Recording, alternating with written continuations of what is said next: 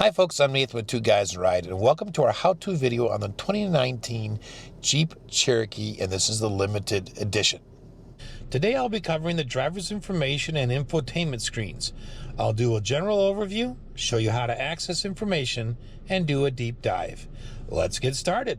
Today we're working with our friends at Luther Mankato Honda in Mankato, Minnesota. Okay, let's start with the driver's information screen.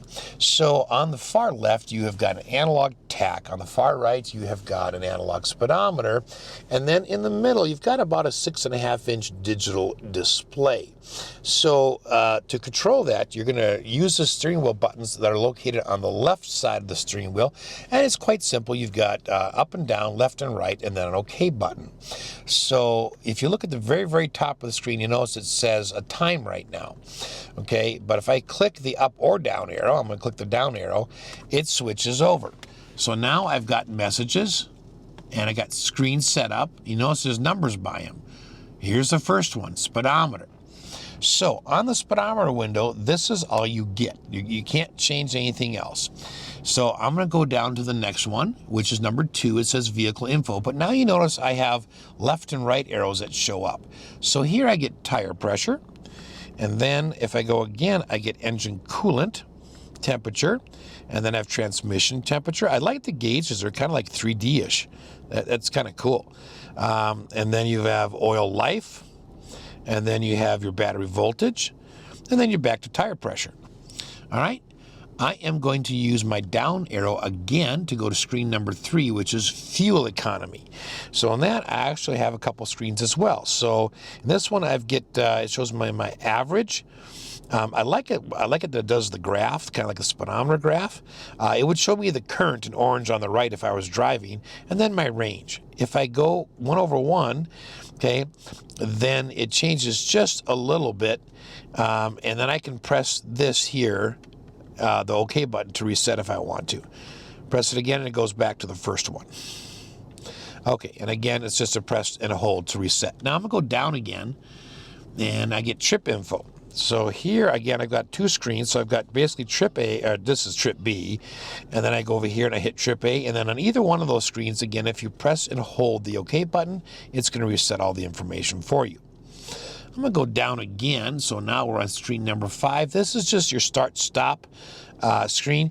So if I was buckled, which I'm not because I'm just sitting in a parking lot here, that would show up right there and show you the status. If I go down here, you get audio.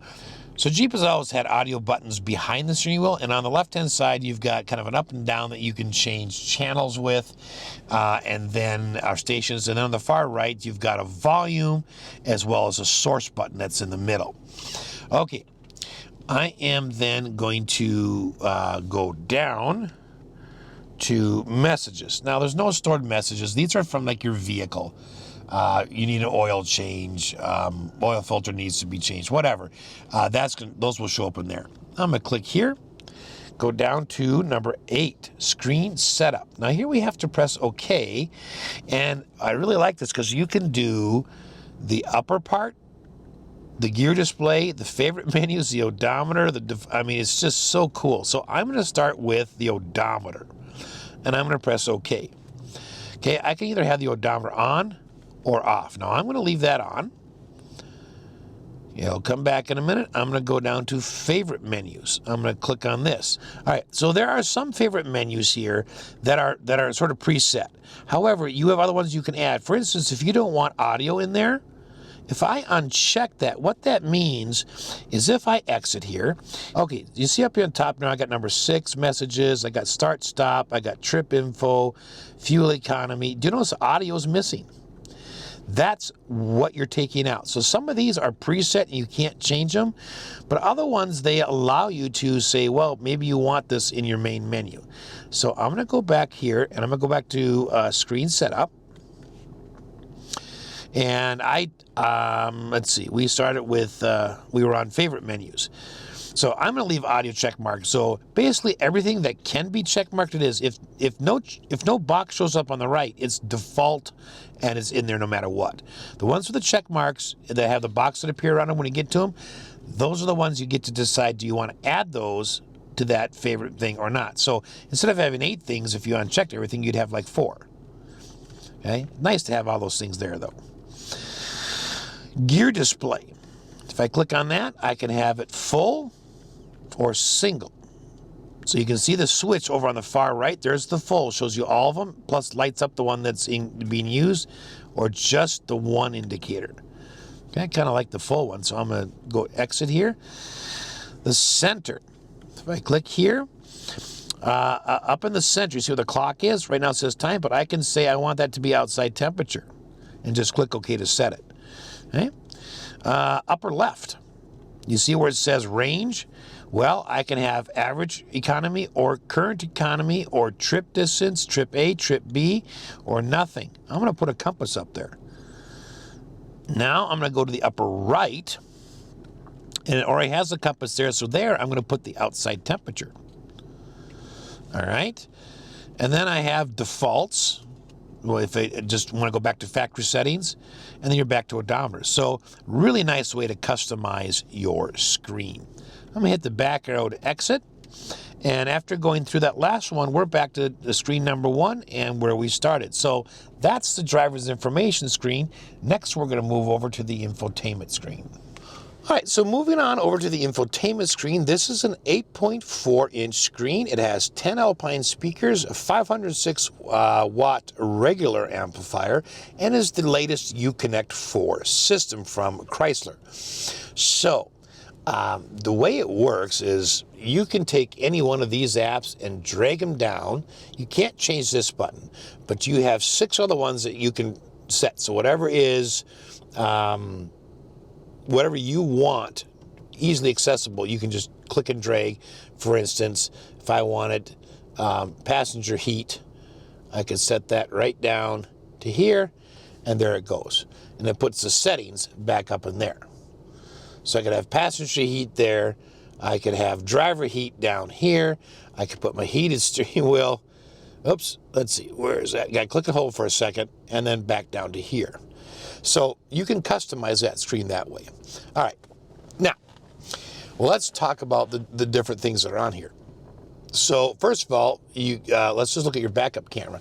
On your backup camera, you do have dynamic swivel guidelines. Okay, it is a rear camera only. It's not a 360, but it is the full 8.4-inch screen. And you get enough of a look down that you can see where your hitch would be. Okay, let's go to radio. All right, so here you've got your 3 sources right here, because I have nothing else hooked up currently. I'll hook up my phone in a little bit. But the way that modern infotainment systems are set up, the AM, the FM, and the Sirius XM all look almost identical. So basic questions are, well, how do I change the station? Okay, well, you notice there are no physical buttons on this whatsoever. Okay, so the easiest way to change stations is to use the steering wheel controls on the left side of the steering wheel, and then you can just change. Now, I don't have a lot in the, or Sirius XM is not set up yet, but if I used FM, you can just see that happening right there. Okay, the middle button on the left side of the steering wheel gives you your presets. You can see me scrolling through them, and I'm just pressing. There's a little round button between the top and bottom buttons on the left back side of the steering wheel.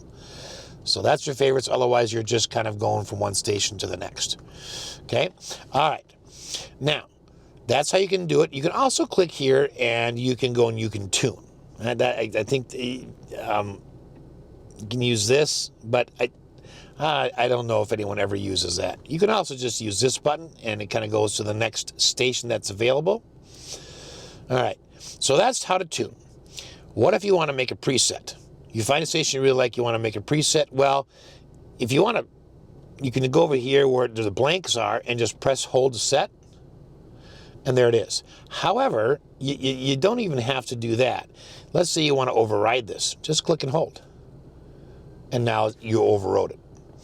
You want to take a look at the different audio controls. You can go to audio, and here you can do balance and fade. And this, by the way, is a click drag. So you can use that, or you can use the arrows if you want. Equalizer you have here, same thing. You can click and drag. or you can use the plus and minus. Speed adjusted volume, so when you're going faster, the system's a little louder. When you're going slower, it's a little bit lower. Tries to keep it in your ears the same all the time. And you can set the sensitivity from 1 to 3. You can have surround sound on or off. If there's auxiliary volume plugged in, you can offset that, and then you have autoplay. Now, we'll go back. So, that's FM. If I go to Sirius XM, you're going to notice it's the exact same tools. Okay? And if I go to AM, exact same. So AM, FM, and Sirius XM, once you know how to operate one, you can operate the other two as well. All right, so let's go back to the apps. This is kind of like your home screen button. All right, so we just went to radio. Now, under audio settings, we were already at this page under the audio, the radio settings, so that's just another place to get to it. Controls. Here you can have for control for your heated seats and your heated steering wheel. The same thing for the heated seats for the passenger, your backup camera, and then you have some settings here. All right, so I'll get back to that in a little bit. Okay, let's go back here. That's all under controls. Driver heated seat, just push and your seat gets heated. You can go right to climate. And then here, of course, you can adjust everything. Now, you do have all physical controls below the infotainment screen. However, you do not have a sync button. That is located in the screen itself. So you would have to go into climate to sync the zones. All right, I'm going to go back to apps here for a minute. Media. Okay, well, there's no media device available because I don't have my phone hooked up. So I will do that here in a second. So I'm just going to turn on my phone. I'm going to go to my settings. I'm going to go to Bluetooth, scroll to the bottom of my Bluetooth connections. And if I go here, I can connect a device.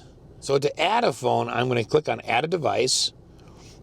I have Uconnect that showed up on my phone under my Bluetooth settings, so I'm going to click that. I'm going to click Pair on my phone. Yes, it was the same number. Make this your favorite? Sure. Press and hold the button on the steering wheel to activate Siri. So I'm going to press and hold the button here. Hello, Siri. Good morning. How can I help? All right, and now my phone is connected via Bluetooth. And now Bluetooth shows up here. So now I've got all my phone music and I can control it from here. I've got the same audio button I had in the AM and FM radio and Sirius XM. I can go here and I can add another phone if I want, or a Bluetooth device. I can select the auxiliary 1/8" input jack if I wanted to, or I can select one of the USBs. Okay, so really nice. But that's going to be under media. So let's go back to apps and go to settings. Now, I said I want to get back to this, so now I'm back to it. This is where you can make a lot of basic changes. For instance, you can change the language and you just click on it and select the one you want. You can take a look at the display, meaning this display. Okay, right now it's in auto mode, which means it will automatically get brighter or dimmer depending on the ambient light around it. You can manually adjust that, and if you click that, if your headlights came on, then you would be able to adjust this. This is for when your headlights are off.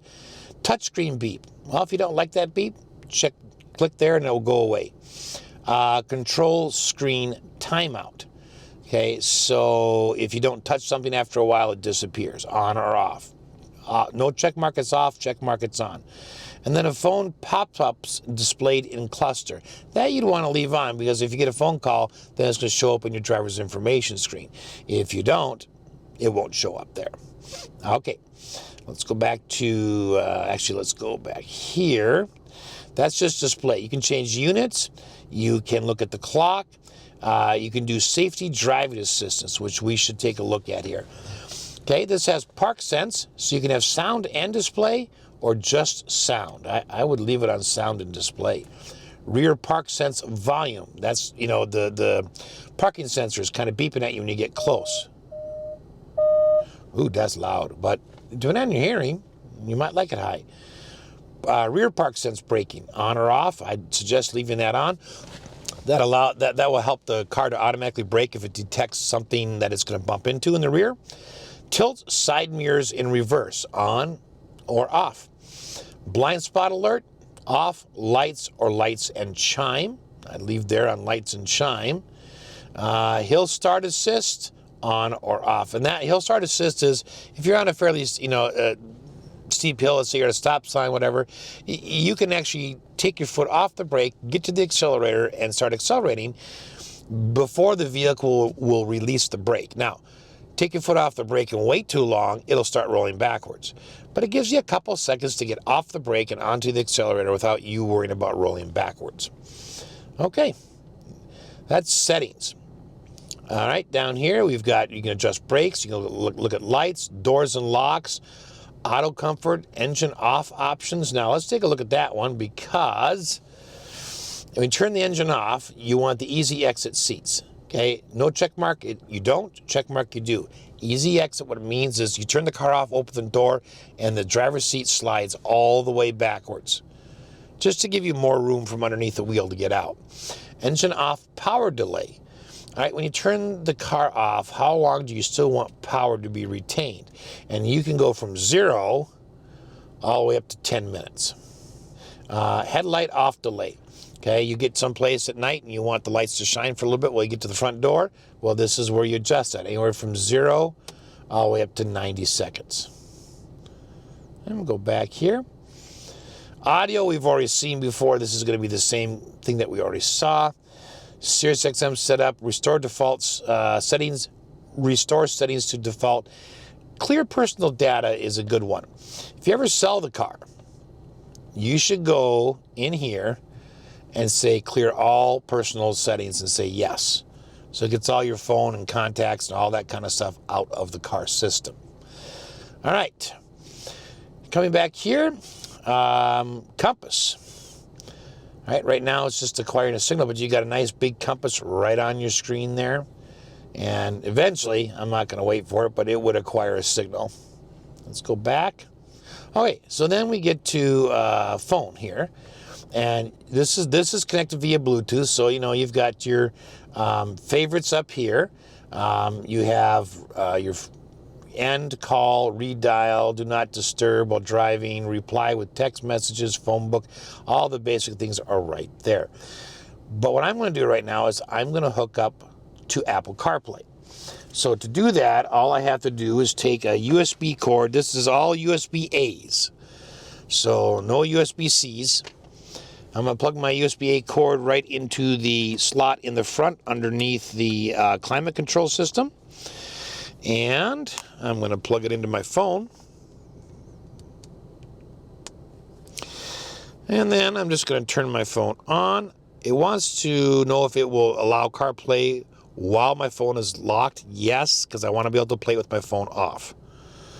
Now, I don't know if you noticed it, but both Rob and I did. That connection to Apple CarPlay was, quite frankly, one of the quickest we've ever seen.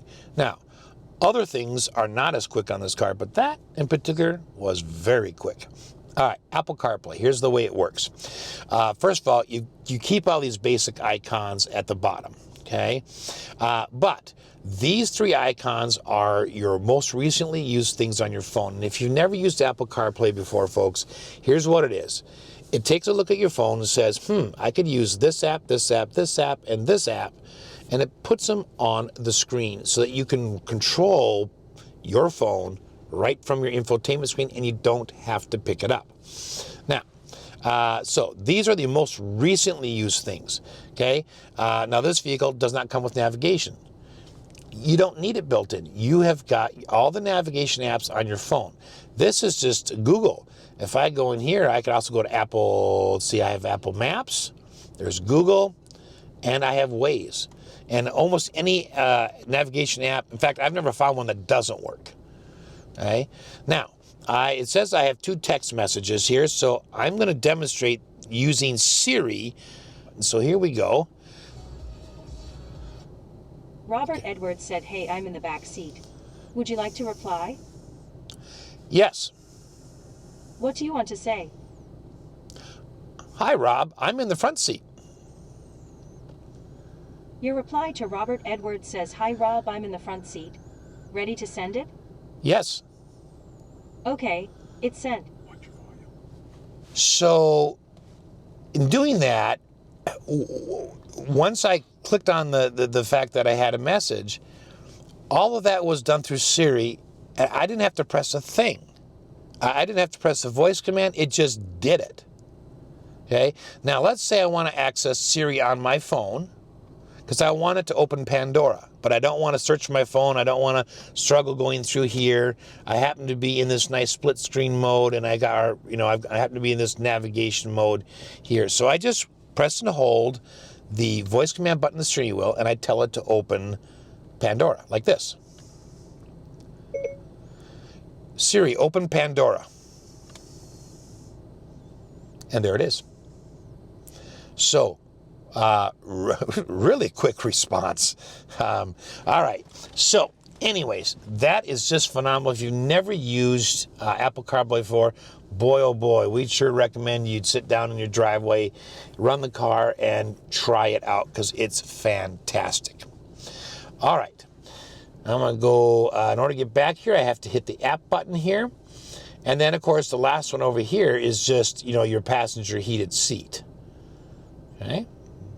Like it, that it kind of magnifies it for you for a second. And so there are all the apps on the screen. And again, the nice thing about this is you can click, hold it for a second, and then drag the most commonly used ones right down here. So you have them without having to hunt and peck for them. There is no other screen. You can't swipe left or right or up or down. What you see is what you get. All right, that is it on the infotainment screen and the driver's information screen. I hope this has been helpful. Thanks for watching.